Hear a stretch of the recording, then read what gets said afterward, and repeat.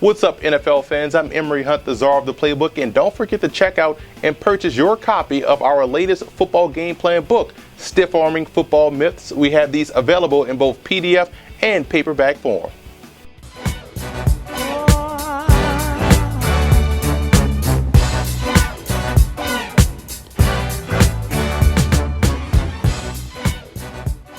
Welcome to FootballGamePlan.com, where football makes sense. I'm Emory Hunt, the czar of the playbook.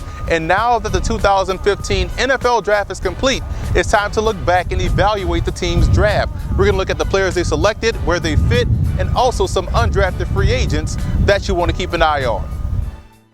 Looking at the Jets draft, I felt as though they came away with some great fits for their squad in round one, grabbing one of the better defensive linemen in the draft in Leonard Williams out of USC. I think Williams has enough talent to play multiple spots up front and makes that Jets already tough defensive line even tougher. Quarterback Bryce Petty, in my opinion, is already better than both Matt Sims and Ryan Fitzpatrick and will instantly challenge for that number 2 job behind starter Geno Smith. And I also like the 7th round pick in Deion Simon out of Northwestern State, providing depth at nose tackle. But when you look at wide receiver Devin Smith out of Ohio State, you see a quintessential slot receiver with the ability to make the big play downfield. Smith's ability to get deep will make life much easier for both Brandon Marshall and Eric Decker on the outside. I think it's a perfect fit type pick for the Jets. I'm also a big fan of outside linebacker Lorenzo Malden out of Louisville. Very good football IQ and can definitely hold his own in coverage. Malden, in my opinion, is one of the more underrated defenders in this year's draft class.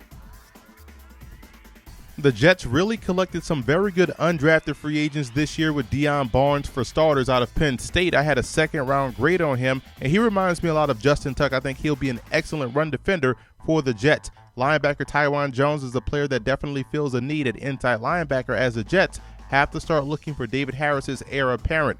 Julian Hauser out of Clarion, a Division II program, can play outside backer or inside backer, and he plays with tremendous length, and I got the chance to see him live work out at the Super Regional Combine this year in Arizona, and he got a lot of work at inside backer. He plays a lot like Joe Kruger. And free safety Darrell Eskridge out of Syracuse is a great open field tackler at 6'4", 205. I like the range that he plays with, but I do think he's better suited as a third safety playing in a slot or also in the intermediate area. Another offensive weapon added for Geno Smith in tight end Wes Saxton out of South Alabama, who had a great week of practice at the East-West Shrine game. He's a flex guy that can serve as a number 3 tight end on his football team. Saxton runs very good routes and also is good after the catch.